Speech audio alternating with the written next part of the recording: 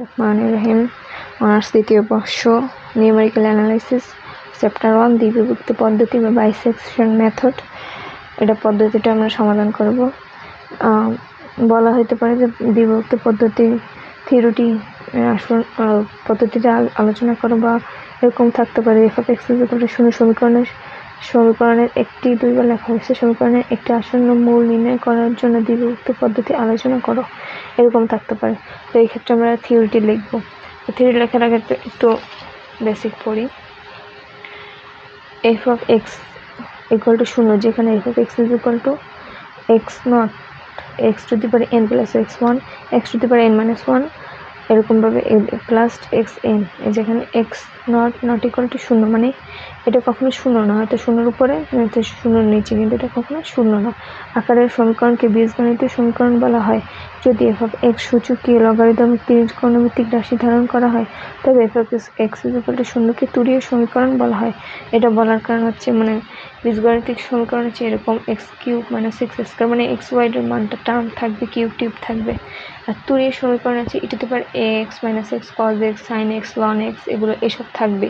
x² থাকতেও পারে, নাও থাকতে পারে, আবার এগুলো মাস্ট থাকবে। সেক্ষেত্রে হলো তুরীয় সমীকরণ। আর হচ্ছে এটা বলার কারণ হচ্ছে ক্যালকুলেটরের মোডের ক্ষেত্রে দুইটা খুবই গুরুত্বপূর্ণ। এটা আমাদের ফার্স্ট ভিডিওতে দেওয়া হয়েছে। যদি f(x) = 0 একটি সমীকরণ এবং f(a) = 0 হয়, তবে x = a কে সমীকরণের মূল বা বীজ বলা হয়। একটি সমীকরণে যে f(a) = 0 হয়, তবে x = a কে, মানে এই যে সমীকরণের x এর টার্মগুলো এর সাথে তো মিলে গেছে, তার মানে x = a না, তো একে সমীকরণের মূল বা বীজ বলা হয়। মানে কি x তো মূল, a ও মূল, x দুইটাই সমান, তার মানে কি x = a কে সমীকরণের মূল বা বীজ বলা হয়। আবার y = f(x) এর লেখচিত্রে x অক্ষকে x = a বিন্দুতে ছেদ করে, তবে x = a কে f(x) = 0 সমীকরণের মূল। f(x) = একটি সমীকরণ এবং এখানে x এর জায়গায় 1 2 3 বসানো হয়েছে। তো 1 এর 0 আসছে, 3 নম্বরে 0 আসছে, সুতরাং x = 1 2 3 এই সমীকরণের মূল। অর্থাৎ হচ্ছে এটা বোঝানো হয়েছে যে সমীকরণটা সিদ্ধ করবে, অর্থাৎ লেখচিত্রে x অক্ষকে x = a বিন্দুতে ছেদ করে, তবে x = a একটি f(x) = 0 সমীকরণের মূল। মানে a এর মান ধরছে x = a, যেই মানে f(x) = 0 আসবে, তার মানে কি এর এখানে 1 2 3 যেই সব মানগুলো বসালে 0 আসে, সেটা হচ্ছে সমীকরণের মূল। এখন আসি থিওরিতে। বাইসেকশন পদ্ধতি। যদি f(x) একটি ফাংশন a ও b এর মধ্যে অবিচ্ছিন্ন এবং f(a, f(b) <= 0 হয়, তবে f(x) = 0 সমীকরণের অন্তত একটি মূল a ও b এর মধ্যে থাকবে। মনে করি f(a, f(b) <= 0 বোঝানো হয়েছে যে f(x) ফাংশনটি এর বইয়ের মধ্যে অবিচ্ছিন্ন থাকবে, বা অবিচ্ছিন্ন মানে একটা প্লাস হবে, একটা মাইনাস হবে, এবং এই প্লাস মাইনাসের গুণফল অবশ্যই মাইনাস হয়, যা হচ্ছে 0 থেকে ছোট আসে, এমন হয় এই কন্ডিশনটা ফুল আপ করে। তবে f(x) = 0 সমীকরণের একটি অন্তত একটি মূল a ও b এর মধ্যে থাকবে। এটা আমরা সবাই জানি যে যদি এই কন্ডিশনটা ফুলফিল করে, সেক্ষেত্রে একটা মূল থাকবে, যেটা a ও b এর মধ্যে থাকবে। আমরা ম্যাথের ক্ষেত্রে এটা দেখতে পারবো, আর এখানে এটা বোঝানোর জন্য বলা হয়েছে। তো f(a, f(b) <= 0, যেহেতু কন্ডিশনে আমরা জানি।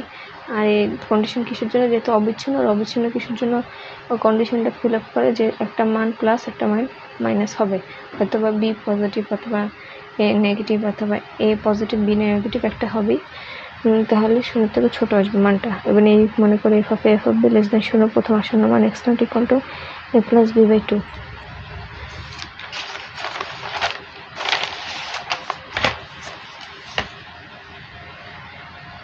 এক্ষেত্রে নিচের দুটি অবস্থা সম্ভব হতে পারে। f(x) = 0 এবং f(x) মানে f(x) ≠ 0, f(x) ≠ 0 যদি এক ঘটে, তবে f(x) = 0 এর একটি মূল হবে x0 এবং প্রক্রিয়াটি শেষ হবে। মানে f(x) ≠ 0 সমীকরণের একটি মূল x0 হবে এবং 0 হবে যদি এক ঘটে। কিন্তু যদি দুই ঘটে, ≠ 0 হয়, তবে মূলটি এ ও বির মধ্যে অবস্থিত হবে যখন এ F of X naught dot F of B less than 0 অথবা এফ এক্স নট ও এর মধ্যে অবস্থিত হবে যখন F of X not F of A less than 0। সুতরাং দ্বিতীয় আসন্ন মান হবে x1 equal to X naught plus B by 2, x1 equal to A plus X naught by 2। এই ক্ষেত্রে এখান থেকে বোঝাই দিই যে একটা পজিটিভ একটা নেগেটিভ আসবে, সেই ক্ষেত্রে এই দুটা যে মানে F of X not F of A একটা পজিটিভ একটা নেগেটিভ আসবে যেখানে লেস দ্যান 0 হইতে পারে। আবার যদি এইটার এই ক্ষেত্রেও একটা পজিটিভ নেগেটিভ আসতে পারে, এই ক্ষেত্রে একটা পজিটিভ নেগেটিভ আসতে পারে। হ্যাঁ, যে ক্ষেত্রে আসবে সেটাই হবে, সেক্ষেত্রে এটা লেখা হয়েছে। আর এই যে মানটা এক্স নট আর এই দুইটার যে ইন্ডিভিজুয়াল আলাদা আলাদা মান পাওয়া যাবে, সেই মানটা যোগ করে 2 দিয়ে ভাগ করতে হবে দ্বিতীয় আসন্ন মানের ক্ষেত্রে। এইভাবে নির্ণয় মূলটি চাহিদা অনুযায়ী সঠিক না হওয়া পর্যন্ত দ্বিবিভক্তি পদ্ধতি পুনরাবৃত্তি করা হয়।